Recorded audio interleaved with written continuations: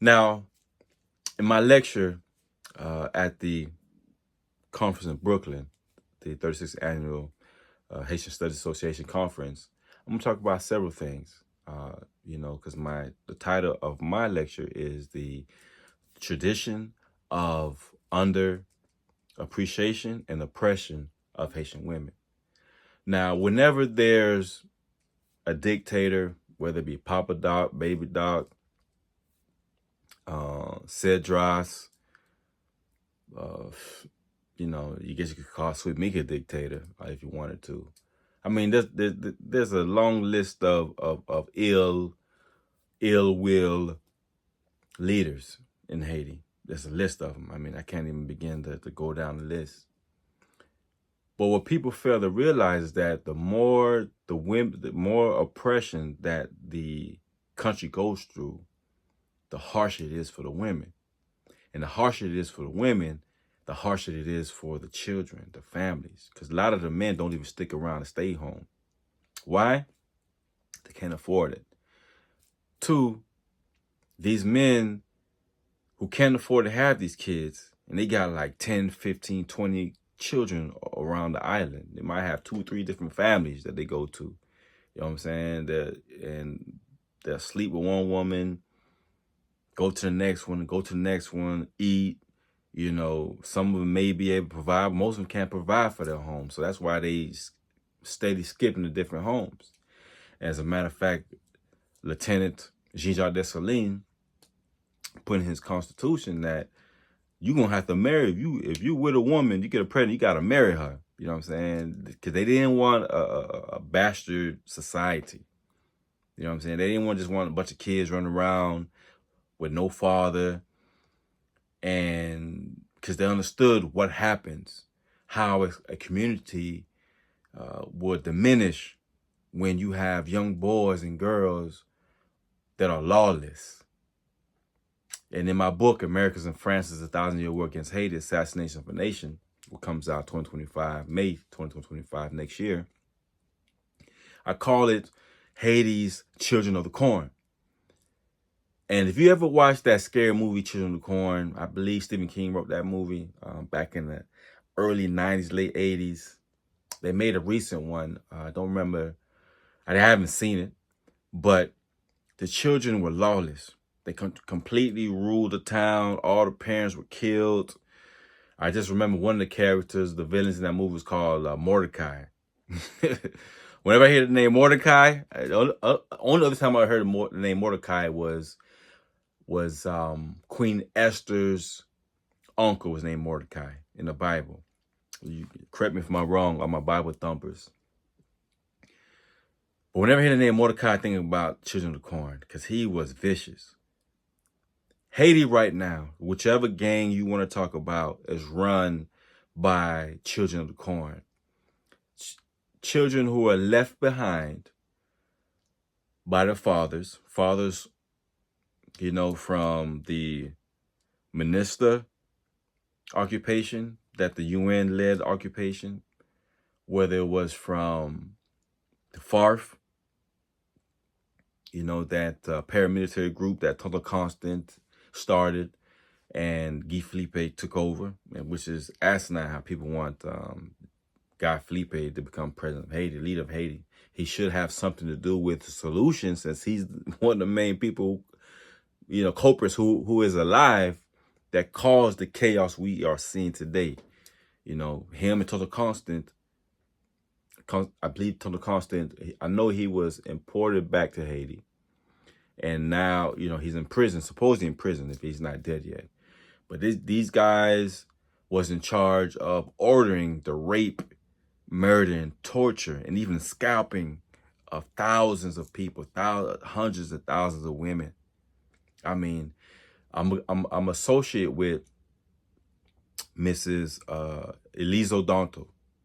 Miss Elise Odonto is a Haitian American attorney, immigration attorney, but she also, represents women who have been sexually violated, whether it's from the UN peacekeepers, quote unquote peacekeepers, from different military or Haitian police, whoever. That's what she does. And I've had several discussions with her verbally, text-wise, and even once in person. She doesn't live in Georgia anymore, but she once did. I was supposed to do some renovations to her house, but we just could never connect to make it happen. So she told me about some of the cases she's representing. And before I met her, because I met her when I moved to Atlanta, 2018. Actually, I met her the first year I moved to Atlanta. First and last time I ever physically met her, but we spoke several times over the years. As a matter of fact, a couple months ago, we had a very lengthy conversation. And the first time I remember just thinking and empathizing with Haitian women. And my mother, Haitian queen, my grandma, my aunties, you know, they all Haitian queens, was when the 2010 earthquake, January 12th. And after that earthquake, if that wasn't bad enough, there's a prison breakout. About 4,000 inmates escaped. And those know by the Haiti's penitentiary system, it's a headache in itself. I mean, just like everything's suffering. The education, the penal system, the law, God knows what else, man. Just all kinds of things are backwards because they all reflect upon one another. So we have a weak government. As a matter of fact, I just looked it up. The government, the president of Haiti only gets paid about $4,000 a month, a year. That like $3,700 something dollars, $3,700 annually. That's president. That's another, something that has to change because if you only get paid that much, of course it's going to lead to corruption. But that position, just like the U.S., isn't necessarily, people don't do it for the money. They do it for the power. It gives them the access to power and to feed their friends. You know what I'm saying? Big contracts and business deals. As you can see happen with Sweet Mickey and with Hillary. Hillary Clinton, giving all those big contracts, mining contracts to her brother, Tony Rodham, who died.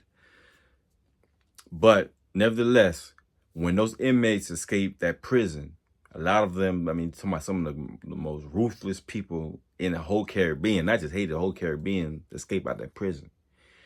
And there's a documentary that I was kind of hesitant to watch because I was kind of scared to watch this documentary because I knew what it was about. It was about what happened. It was about the task force that was charged with, arresting these inmates, re-arresting them and bringing them back to prison. And hearing the stories of what these inmates were doing to the campsites. Mind you, Haiti had millions of people living in literally tents. You had whole tent communities for years living in tents. All the houses are supposed to be built. The Red Cross. What do they do with all the money? You know what I'm saying? That donate to them. I think only a handful of houses was built. To this day, there's no accountability. Haiti has always been stepped upon. You know what I mean? And those prisoners were raping the young girls and women that was cutting with a knife, cut into the tent. If they know a woman is living in there, grab the woman, choke. It would just, I remember the tears that came out of my eyes when I watched that documentary, and it made me so effing mad. I was irate to think that men would take advantage of women and children like that. And giving them AIDS on top of that. Just the trauma and the diseases. It was a living nightmare. Ever since then, in 2010, that has stuck in my mind. And I felt like something has to be done.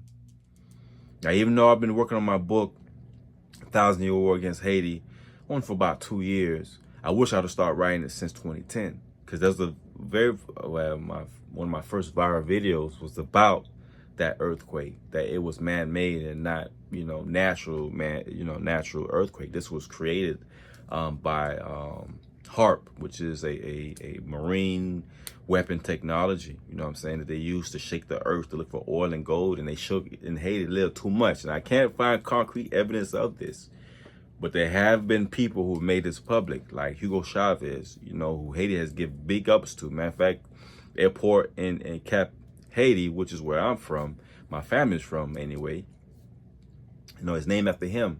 And he donated, I believe $10 million, $20 million to Mr. Danny Glover to write and produce a movie on General Toussaint Louverture and the Haitian Revolution. And guess what? Hollywood blackballed Danny Glover, and whose grandma's Haitian, by the way. They blackballed him, so he never came out with the film. And just that whole incident with the campsites, you know, there's a book by, what's his name? It's something, don't remember his name, but he wrote another book as well that was great. But the book that I'm talking about is called How the Big Blue Bus Passed Haiti, or something like that. And what he was, in essence, he was saying, and if I can, it's usually on my bookshelf right here with this light. I can barely see with this light. I will share the theme of the book, the title of the book in the description. But he explains, because he was there during the earthquake, and he survived. He's one of the survivors, barely survived, but he survived, and he was a journalist. And he talks about how all the supplies that was supposed to be given to the people weren't given to the people, and how the women were being violated. As a matter of fact, the rights of women and their security was not even taken serious. I just read an article by the United Nations Women, which is a segment of United Nations. They just recently did a report on how the percentage of how many women were violated in these tents, how many women are thinking about going ahead and become a sex worker, become a prostitute to feed themselves. 16% who actually said that they want to sell their coochie, or, you know, give head, and whatever case may be, to be able to feed themselves and their children. Now, rape is being used in these campsites and throughout Haiti right now, especially in Port-au-Prince, as a weapon to discourage women from speaking up, from trying to get positions of power, and also to block them from humanitarian assistance. So, because there's scarce resources. So these men are literally violating these women to keep them in control somehow. And it just irks me to know that men, Haitian men, I'm a Haitian man, that Haitian men will go to such extent to block women from getting food to eat, or clothes, or soap, or deodorant, or anything to improve, if at all possible, the quality of life in these slums of Haiti. Like Cité Soleil has about 300,000 plus people in it, which is where a lot of the inmates escaped to. And matter of fact, last year, or was it earlier this year, there was another prison breakout of that same prison. Well, everybody escaped. Literally, they say over 5,000 guys escaped that prison. Haiti needs help. And we are at the point, and I was just listening while I was working on my speech to it's an organization celebrating National or International Women's Day. And this is an organization that did, what's the name of it called? Something that Women and Human Rights. I just met one of the organizers. As a matter of fact, I didn't know that she was going to be in that video. I just met her through a Zoom a couple months ago, and we've been chatting via email about some things. Mrs. Sasha, if you hear this video, I'm talking about you. And they were talking about how women are just not even accounted for, and they're not given positions of power purposely because they're not fighting for those positions of power because they're scared or intimidated. FARF used, just like Baby Doc, Papa Doc with the Tonton Macoots and FARF, they used sexual violence or gender-based violence towards the women to keep them in check. And to be honest with you, I honestly, I'm sure that has something to do with it, but these guys are just degenerates. It's not because they want to control these women, stop from voting, et cetera, et cetera. I'm sure that has a small percentage, but you're talking about a land with no laws, lawlessness, godless, doing whatever they can do or want to do. We're going to put a stop to that. And this video I'm talking about, and I'll put it in the description of the video right here. They discussed that it's time to stop talking. It's time to stop talking, hosting conferences, hosting meetings, doing, Zoom calls and protesting. Forget all that. Let's do some tangible things, because whenever they come up with something they want to do, a plan they want to implement, look at that. You got the Montana Accord. Haitian delegates came with a great plan, couldn't implement it. But CARICOM, with the help of Mr. Blinken, the Attorney General of the United States, or Secretary General, they met with CARICOM in Jamaica and Kingston, as a matter of fact. They came with a plan, they implemented it.